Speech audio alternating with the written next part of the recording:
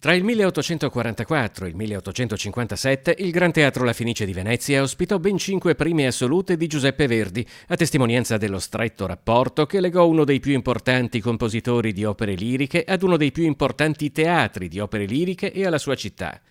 Un rapporto che si rinnova e si amplia con la nuova stagione lirica e di balletto, non solo perché questa si aprirà il 24 novembre proprio con un'opera tra le più complesse e monumentali di Verdi, il Don Carlo, ma anche perché in un certo senso l'opera esce dal teatro, portando oggetti di scena, foto e locandine provenienti dall'archivio storico della Fenice nelle vetrine del cuore di Venezia e di Mestre. Delle piccole esposizioni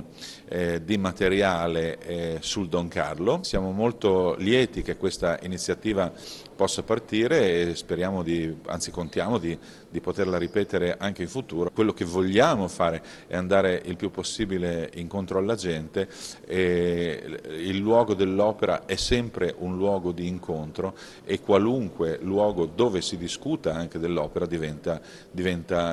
un luogo di piacevolissimo incontro. Il progetto La Fenice in Piazza rappresenta la prima volta che l'inaugurazione della stagione esce dai luoghi abituali per coinvolgere Venezia e Mestre in sinergia con i commercianti del distretto del commercio di Mestre e l'associazione Piazza San Marco. Ci sarà la possibilità di, andando in giro per la Piazza San Marco e per l'area Marciana, via 22 marzo, tra i soci quindi dell'associazione, di poter vedere le vetrofanie, la locandina dell'archivio storico e anche